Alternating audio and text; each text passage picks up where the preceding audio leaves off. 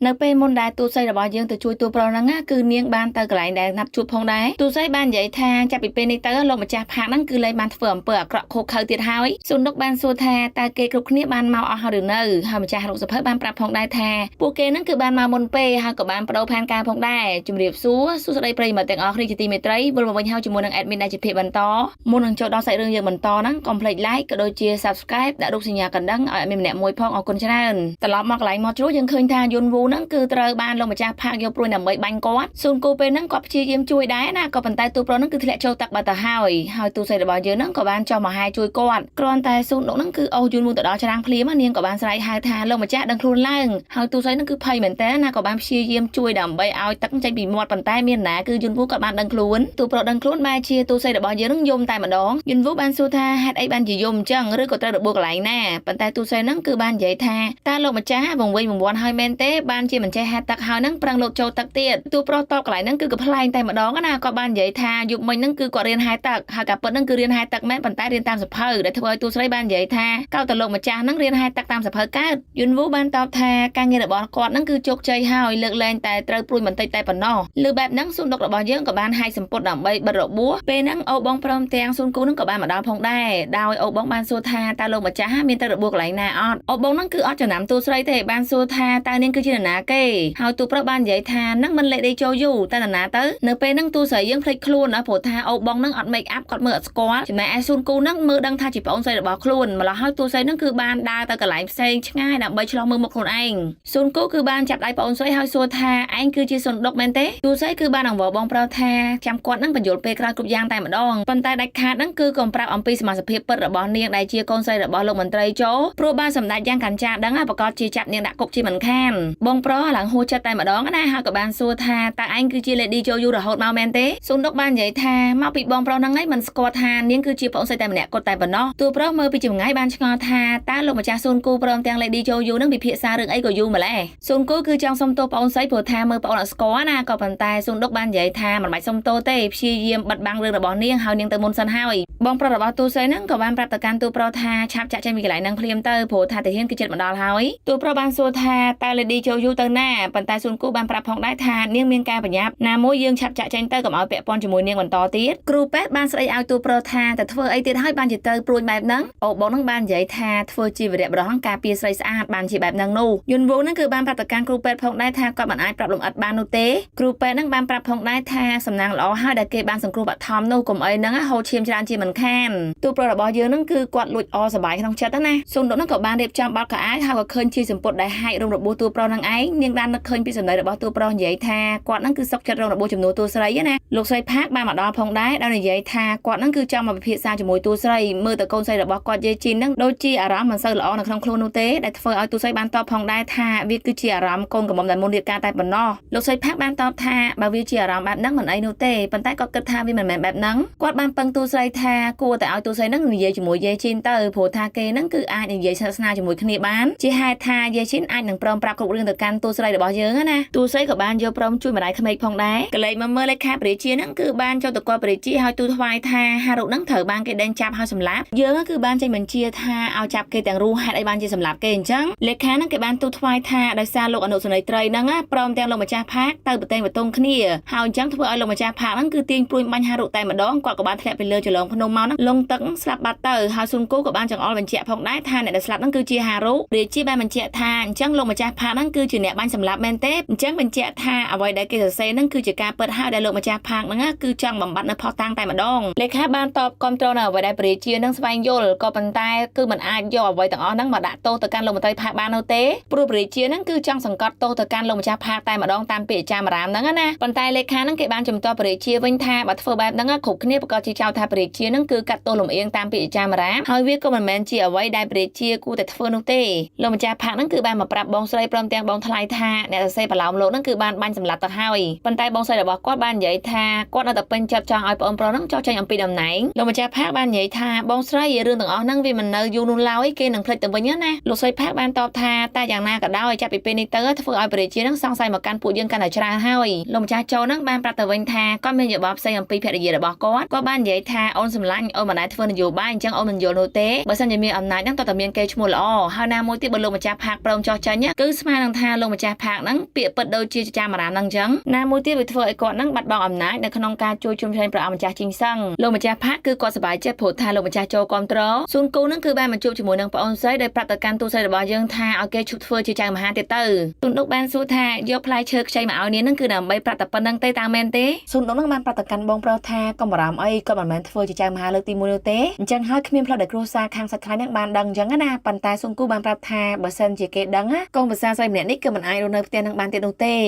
ស៊ុនដុកបានចំអកឲ្យបងប្រុសថាតើពួកគេដឹងរបៀបណាព្រោះថាសម្បីតែបងប្រុសបង្កើតហ្នឹងក៏មើលនាងមិនស្គាល់ផងដែរបើកុំតែនាងធ្លាក់ចូលទឹកស៊ុនគូគ្មានថ្ងៃដឹងនោះទេប៉ុន្តែស៊ុនគូបាននិយាយថាពីមុនមិនដឹងមិនអីទេឥឡូវដឹងហើយគូតែបញ្ឈប់ព្រោះថាវាគ្រោះថ្នាក់ប៉ុន្តែទូសីបានប្រាប់ទៅកាន់បងប្រុសថាចង់ជួយសម្ដេចយ៉ាងកាន់ចាឲ្យចាប់ធ្វើជាមានអណ្ដើកនឹងសិនព្រោះថាយ៉ាងណាក៏ដោយវាជាបញ្ជារបស់ព្រះរាជាស៊ុនគូនឹងបានសួរថាទូសីរបស់យើងមានអារម្មណ៍ចំពោះសម្ដេចយ៉ាងកាន់ចាមែនទេប៉ុន្តែទូសីនឹងបានងើបឈរបដិសេធថាដាច់ខាតគឺនាងគឺជាស្ត្រីអភិជនដូច្នេះហើយគឺនាងមានចិត្តស្មោះស្ម័គ្រចំពោះតែស្វាមីនាងតែប៉ុណ្ណោះបន្ទាប់ពីនិយាយជាមួយបងប្រុសហើយនឹងទូស្រីក៏បានដើរជាមួយនឹងស៊ុនគូដល់ជួបជាមួយយាយជីនបងប្រុសរបស់ទូស្រីក៏បានផ្ដាំផ្ញើផងដែរថាឲ្យកើតឡើងវិញទៅអំពីអ្វីដែលគាត់បានណែនាំប៉ុន្តែទូស្រីរបស់យើងនឹងគឺមិនខ្វល់ទេក៏បានមកជួបជាមួយនឹងយាយជីនហើយយាយជីននឹងក៏បានផឹកស្រាផងដែរដោយនាងបានប្រាប់បងថ្លៃស្រីថាតើអាចផ្អាកពីរបស់នាងបានទេទូស្រីបានសួរពីអារម្មណ៍របស់យាយជីនថាមូលហេតុអីបានជាមិនចង់រៀបការអញ្ចឹងប៉ុន្តែយាយជីនបាននិយាយថានាងគឺមិនចង់រៀបការទេព្រោះថាពុកមីរបស់នាងនឹងឈ្មោះស្អុយរលួយតែម្ដងប៉ុន្តែស៊ុនដុកបានប្រាប់ថាកុំអាផ្លាស់ប្ដូរចិត្តអីព្រោះថ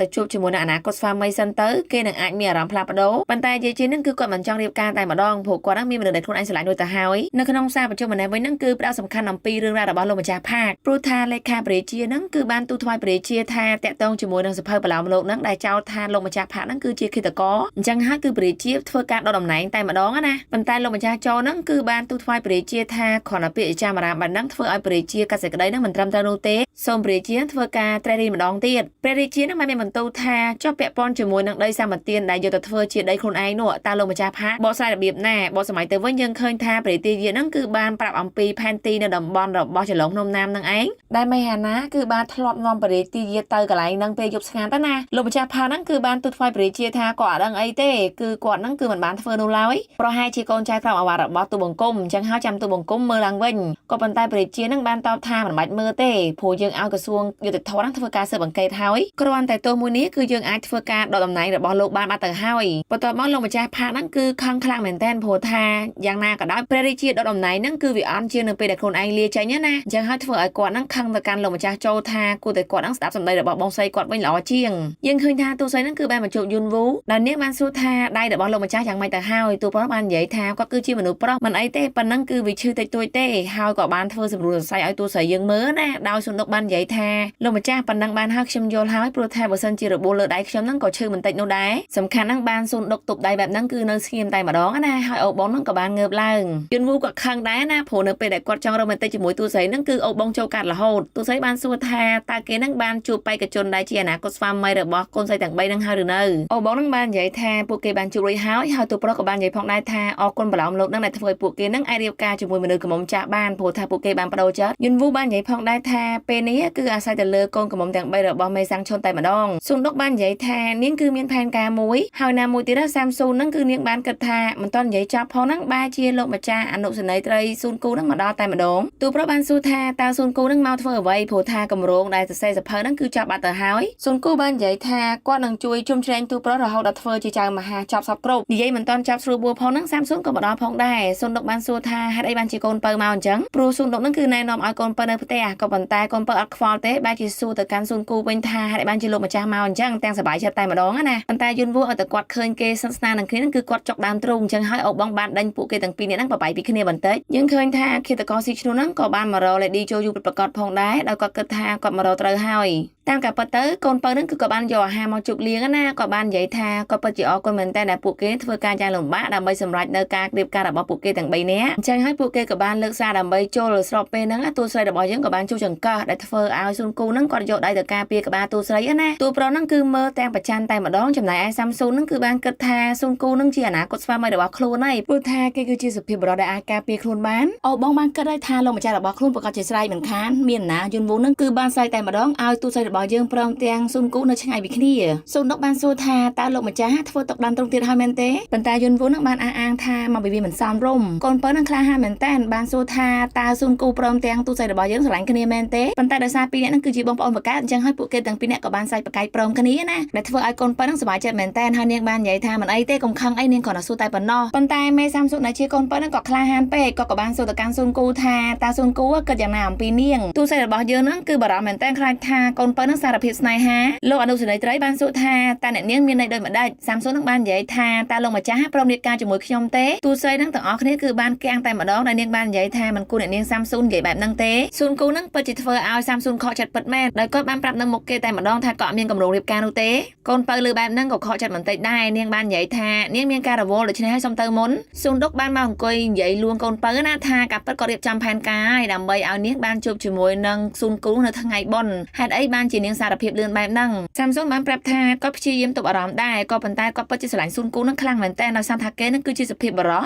គេជួយជួសជុលផ្ទះរបស់នាងព្រមទាំងដំបូលក៏ដូចជាជញ្ជាំងណាមួយទៀតគឺខ្ញុំជឿជាក់ថាគេក៏មានអារម្មណ៍ល្អស្រឡាញ់ខ្ញុំដែរបានជាខ្ញុំសារភាពកូនបើនឹងក៏បានធ្វើការសំទោសទូស្រីយើងព្រោះមិនបានស្ដាប់តាមដំបូន្មានរបស់នាងណាស៊ុនដុកបាននិយាយថាអនុសេនីត្រីនឹងគឺជាមនុស្សក្បាលរឹងដូច្នេះហើយមិនចម្លែកនោះទេមិនមែនជាកំហុសរបស់នាងនោះឡើយចាំនាងព្យាយាមរៀបចំម្ដងទៀតក៏ប៉ុន្តែកូនបើបានប្រាប់ថានាងដូរចិត្តហើយយ៉ាងណាក៏ដោយអាចរៀបការជាមួយនិស្សិតលេខ23នឹងតាមគម្រោងចោះព្រោះថាមើលទៅលោកអនុសេនីត្រីនឹងក៏រៀបការជាមួយនាងដែរទូស្រីបាននិយាយថាប៉ុន្តែអ្នកនាងបាននិយាយថាស្រឡាញ់គេខ្លាំងណាស់មែនទេសាមសុខបាននិយាយថាមិនអីទេនាងក៏ឆាប់ស្រឡាញ់ឆាប់ភ្លេចដែរអញ្ចឹងហើយរៀបចំតាមហ្នឹងទៅតួប្រុសព្រមទាំងអុកបងហើយនឹងស៊ុនគូនឹងគឺបានលួចស្ដាប់ពីចម្ងាយណាដោយយន់វូនឹងបាននិយាយថាមិននឹកស្មានតែក្តីស្នេហានឹងនិយាយដោយងាយបែបហ្នឹងសោះចំណែកឯមេដូរីនឹងគឺបានមកជួបជាមួយនឹងម្ដាយស៊ឺយ៉ូដោយគាត់នឹងកំងកាត់សម្លៀកបំពាក់ឲ្យកូនប្រុសរបស់គាត់ក៏បាននិយាយថាវាគឺជាឈុតចុងក្រោយព្រោះបន្តិចទៀតកូនប្រុសនឹងរៀបការអញ្ចឹងអនាគតទៅប្រពន្ធគេអ្នកកាត់ឲ្យណាប៉ុន្តែដូរីបាននិយាយថាវាមិនទាស់ខុសអីទេយ៉ាងណាក៏ជាម្ដាយមកជីវិតដែរតែធ្វើឲ្យនាងក៏បានចាក់ចេញទៅវិញម្ដាយស៊ឺយ៉ូបាននិយាយថាបើសិនជានាងមកពីគ្រួសារល្អបន្តិចនាងពិតជាស័ក្តិសមជាមួយនឹងកូនប្រុសរបស់គាត់ខ្លាំងណាស់ចេញមកវិញនាងក៏បានឃើញស៊ឺយ៉ូនឹងគឺរៀបស្បែកជើងឲ្យតែម្ដងណាដោយស៊ឺយ៉ូបានសួរថាតើគេមានកម្រងទៅលេងបុណ្យខែឧសភានឹងដែរឬទេព្រោះថាគាត់នឹងគឺចង់បោកច្បាប់ដូរីបានចំអកថាមើលទៅលោកនឹងអាចឈ្នះដែរមែនទេស៊ឺយ៉ូនឹងក៏បាននិយាយថាគាត់ប្រកាសជាអាចឈ្នះសំខាន់ឲ្យតែដូរីព្រមទៅជាមួយគាត់ព្រមទាំងមើលគាត់នឹងលេងផងដែរពេលហ្នឹងកូនចៅរបស់លោកសីផាក៏បានមកដល់ជាមួយនឹងអំណោយយ៉ាងច្រើន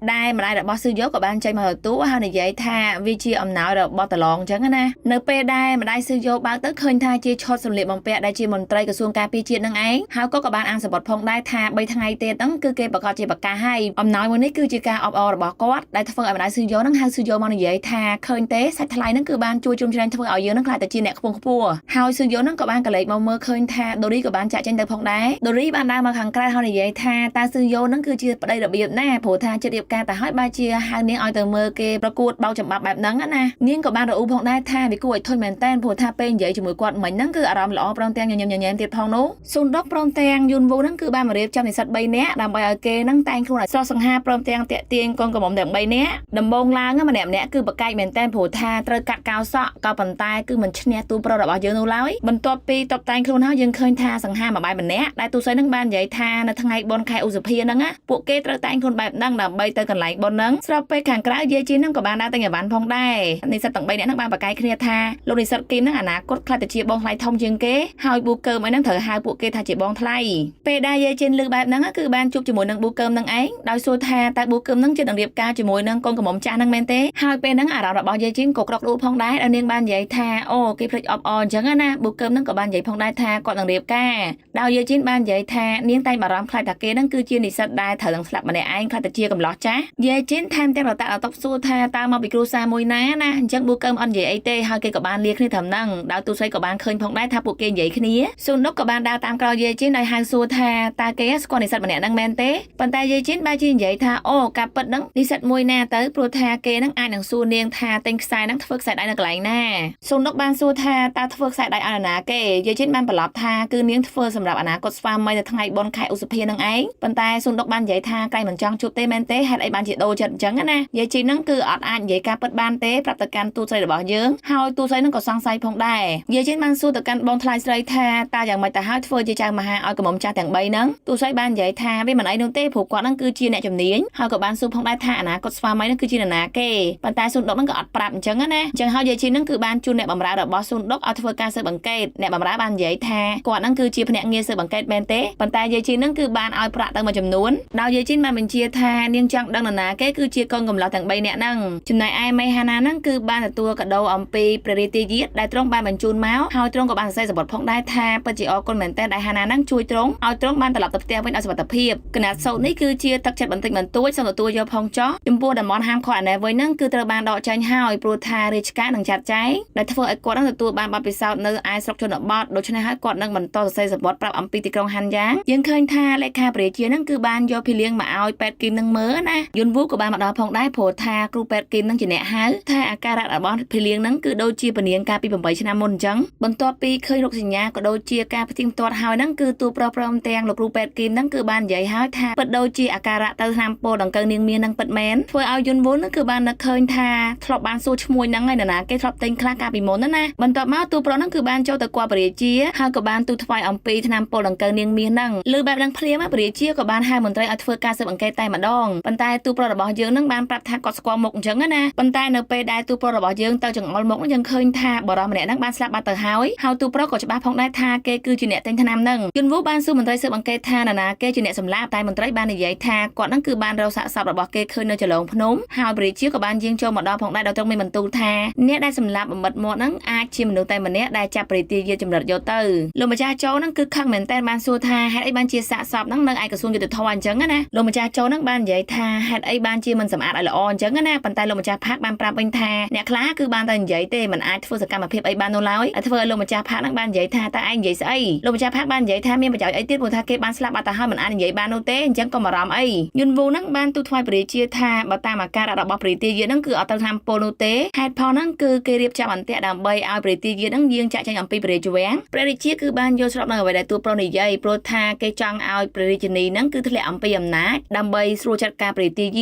ទូប្រុសហ្នឹងបាននិយាយថាគំនិតដែលល្បិចជ្រៅបែបហ្នឹងគឺមានតែមនុស្សម្នាក់ប៉ុណ្ណោះព្រះរាជាបានមានបន្ទូលថាយើងគឺត្រូវការផុសតាំងដើម្បីចោទប្រកាន់គេ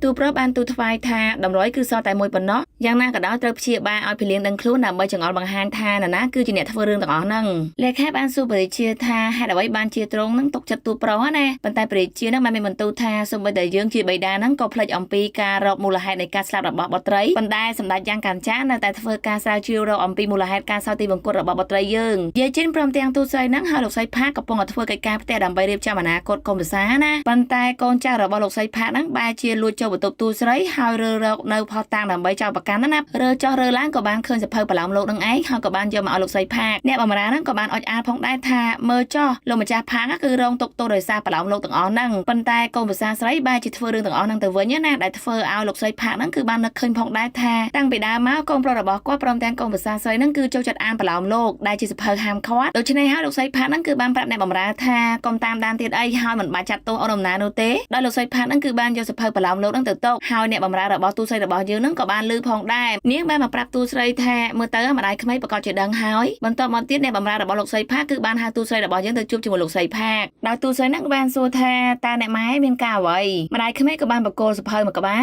ដែលជាសភៅបញ្ជីនៃការជួលដីស្រែណាចាប់ពីពេលនេះទៅគឺឲ្យកូនភាសាស្រីហ្នឹងគ្រប់គ្រងម្ដងកូនភាសាស្រីបាននិយាយថាវាដូចជាលឿនពេកសម្រាប់នាងក៏ប៉ុន្តែម្ដាយក្មេងបាននិយាយថាមិនលឿនទេព្រោះការពីគាត់ការគ្រាន់រៀបការភ្លាមគឺគាត់បានគ្រប់គ្រងបាត់ទៅហើយដូច្នេះហើយទូស្រីរបស់យើងប្រកាសជាមានសមត្ថភាពណាមួយកុំឲ្យទូស្រីរបស់យើងហ្នឹងគិតតែរឿងដីប៉ាក់ខ្លាំងពេកគិតធ្វើរឿងផ្សេងដើម្បីបន្លប់ភាពអបសុខដែរណាទូស្រីរបស់យើងដូចជាចង់សារភាពដូច្នេះហើយលោកស្រីផាក៏បានយកសភៅបឡោមលោកហ្នឹងលើកឡើងមកលោកស្រីផាហ្នឹងបានប្រាប់កូនភាសាថាម្ដាយរបស់សាវលហ្នឹងគឺរកឃើញសភៅទាំងអស់ហ្នឹងនៅក្នុងបន្ទប់របស់កូនលោកស្រីផាបានឲ្យដំបូន្មានថាបើយើងចង់ធ្វើការធំក៏ដូចជាកាន់កាត់អំណាចតើតែយើងហ្នឹងអត់មានចំណុចខ្សោយនោះទេជាពិសេសគឺត្រូវប្រមូលមនុស្សដើម្បីមកនៅខាងខ្លួនឲ្យបានទូស្រីហ្នឹងក៏បានត្រឡប់មកវិញហើយនឹកឃើញថាម្ដាយក្មេកបែរជាមិនស្ដីឲ្យខ្លួនទៅវិញណាទូស្រីហ្នឹងគឺបានសម័យថាស្វាមីរបស់ខ្លួនបាននិយាយផងដែរថាតាំងពីដើមមកគឺម្ដាយក្មេកហ្នឹងស្រឡាញ់កូនភាសាស្រីម្នាក់ហ្នឹងណាតាំងពីដំបូងម្លេះស៊ូនដុកក៏បាននិយាយផងដែរថាគាត់ហ្នឹងគឺស្រឡាញ់ម្ដាយក្មេកខ្លាំងដូចគ្នាស្អែកឡើងទូស្រីក៏បានមកជួបជាមួយទូប្រុសហើយទូប្រុសបាននិយាយថាមើលទៅនាងដូចជាយឺតគ្រប់ពេលតែម្ដងបន្ទាប់មកទូស្រីបាននិយាយថាគាត់រវល់ណាស់ដូច្នេះឆាប់ទ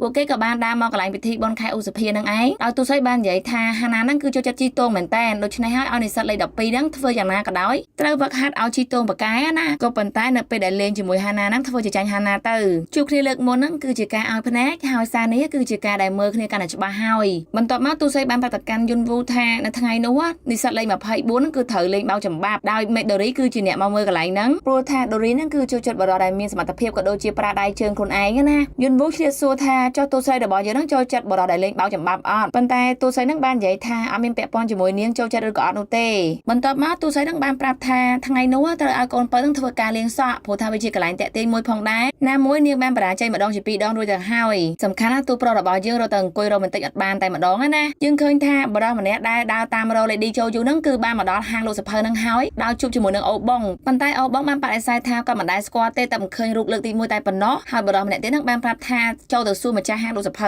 ទៅម្ចាស់ហាងលក់សភៅពិតជាបានប្រាប់ថាគេពិតជាមានមុខមាត់ស្រៀងទៅនឹង Lady Jojo មែនក៏ប៉ុន្តែនាងមិនបានមកនោះទេព្រោះគេគឺជាអ្នកលក់ក្រែម្សៅអញ្ចឹងហើយបរិសម្នាក់នឹងក៏បានចាក់ចែងទៅកូនសិស្សរបស់ Lady Jojo ពិតប្រាកដនឹងគឺបាននិយាយថាហេតុអីបានជាលោកពូកុហកអញ្ចឹងម្ចាស់ហាងលក់សភៅបាននិយាយថាមើលទៅមុខគេគួរឲ្យខ្លាចខ្លាំងណាស់មិនដឹងថាគេនឹងមានបំណងអ្វីនោះទេក្មេងតូចបុកហ៊ីបែរជាប្រាប់ថាការពិតទៅមុខមាត់គួរឲ្យខ្លាចប៉ុន្តែភ្នែករបស់គេនឹងគឺកំសត់មែនតែនស៊ុនដុកគឺបាននាំទូប្រុសមកកន្លែងមួយទៀតឲ្យប្រាប់ថាបន្ទាប់ពី Lady Samsung ដែលជាកូនបើនឹងកក់សក់ហើយគឺត្រូវមកកន្លែងហ្នឹងដើម្បីលាបកញ្ចក់វាគឺជាអារម្មណ៍រ៉ូមែនទិកដែលនាងចង់បានមុននឹងរៀបការហើយវាគឺជាការចងចាំផងដែរដូច្នេះហើយទូប្រុសបានប្រាប់ថាគួរតែបរៀនគាត់ទៅដើម្បីគាត់នឹងស្រួលបង្រៀនកូនកំឡោះម្ល៉េះហើយស៊ុនដុកនឹងក៏បានបុកផ្កាស្មៅមួយយ៉ាងដែលគេយកមកលាបកញ្ចក់ណាស៊ុនដុកនឹងគឺបានបញ្យល់ប្រាប់ទូប្រុសផងដែរថានៅពេលដែលលាបបែបហ្នឹងបើសិនជាកញ្ចក់ស្ងួតស្នេហារបស់ពួកគេនឹងក្លាយទៅជាការពិតទូប្រុសនឹងគឺបានទទួលអារម្មណ៍ល្អច្រើនមែនតើដោយមិនដឹងខ្លួនណាប៉ុន្តែពាក្យទាំងអស់ហ្នឹងគឺទូស័យបានផ្ដាំផងដែរថាត្រូវប្រាប់ទៅកាន់និស្សិតទាំងអស់ហ្នឹងដើម្បីឲ្យនិស្សិតលេខ23ប្រាប់ទៅកូនបើយន្តវូបានសួរថាទូស័យហ្នឹងគឺជាកម្ពុជាចៅមហាប៉ុន្តែមូលហេតុអ្វីបានជាខ្លួនឯងនៅតែជាស្ត្រីមេម៉ាយបែបហ្នឹងឬក៏កំបិតហ្នឹងពិតជាមិនអាចចិត្តដងឯងពិតមែនទូនដុកបាននិយាយថាបន្ទាប់ពីនាងរៀបការជាមួយស្វាមីហើយគឺនាងទទួលបានស្នេហាដ៏ផ្អែមល្ហែមអស្ចារ្យមែនតើនាងបាននិយាយថានាងគឺអត់មានបេះដូងទំនេរដើម្បីដាក់បរិបផ្សេងនោះឡើយតាមការពិតទៅទូស័យនិយាយបែបហ្នឹងដើម្បីឲ្យសម្ដេចយ៉ាងកាន់ចាររងាប់ចិត្តតែប៉ុណ្ណោះព្រោះថានាងគឺបានស្រឡាញ់ទូប្រុសបាត់ទៅហើយបន្ទាប់មកទូប្រុសហ្នឹងក៏បានមកមើលជីពចររបស់ភីលៀងសីហ្នឹងយើងឃើញថាវាល្អប្រសើរជាងមុនហើយនឹងអាចដឹងខ្លួនឆាប់ៗផងដែរប៉ុន្តែអូបងបែរជាមកទាំងសន្ស្លាវថាមានរឿងអាក្រក់កើតឡើងហើយអូបងបាននិយាយថាគាត់ហ្នឹងគឺឃើញសេចក្តីប្រកាសដេញតាមចាប់ខ្លួនរបស់ Lady Jojo ណាព្រោះថាគេហ្នឹងពាក់ព័ន្ធជាមួយនឹងឃាតកម្មហើយ Lady Jojo ហ្នឹងអាចគឺជាឃាតករដែលសម្លាប់កូនប្រុសទី1របស់លោកមន្ត្រីចូលទៀតផងទូប្រុសហ្នឹងបានសួរថាដឹងមកពីណាអញ្ចឹងណាហើយអូបងហ្នឹងបកសម័យទៅវិញនៅពេលដែលគាត់ឃើញសេចក្តីប្រកាសរបស់ឃាតករស៊ីឈ្នួលហ្នឹងឯងព្រោះថារឿងឃាតកម្មមួយហ្នឹងក៏ល្បីផងដែរនៅពេលដែលទូប្រុសរបស់យើងរៀបការជាមួយនឹងពនាងអញ្ចឹងហើយយុនវូបាននិយាយថាមិនអីទេគាត់នឹងសួរបញ្ជាក់ផ្ទាល់ជាមួយនឹង Lady Jojo បន្ទាប់ពីជួបទូស័យរបស់យើងនៅមាត់ទឹកហើយហ្នឹងទូប្រុសក៏បានសួរផងដែរថានាងបានប្រាប់ថានាងមានឈ្មោះស៊ុនដុកហើយមានស្វាមីហ្នឹងស្លាប់កាលពី5ឆ្នាំមុនដោយសារជំងឺតើវាគឺជាការពិតទេហើយស៊ុនដុកក៏បាននិយាយផងដែរថាវាគឺជាការពិតប៉ុន្តែទូប្រុសបាននិយាយថាតើនាងមានកម្រងលាក់អត្តសញ្ញាណខ្លួនឯងរហូតដល់ពេលណាស៊ុនដុកបានតបថាគឺនាងអាចបញ្យល់បានតើលោកម្ចាស់បានដឹងអ្វីខ្លះក៏ប៉ុន្តែទូប្រុសបាននិយាយថាខ្ញុំមិនចង់ស្ដាប់ឃាតករបកស្រាយនោះទេទូស័យនឹងរៀងគាំងដែរណាកន្លែងហ្នឹងហើយមានក៏សូមធ្វើការសេះតាមនេះសិនចង់ដឹងថាតើទូប្រុសពិតជាអាចនៅជឿចិត្តបន្តទូស័យយើងទេហើយក៏សូមធ្វើការខន្តីអភ័យទោសរកកំហុសឆ្គងនានាអរគុណច្រើនជម្រាបលាជួបគ្នាវីដេអូក្រោយបាយបាយ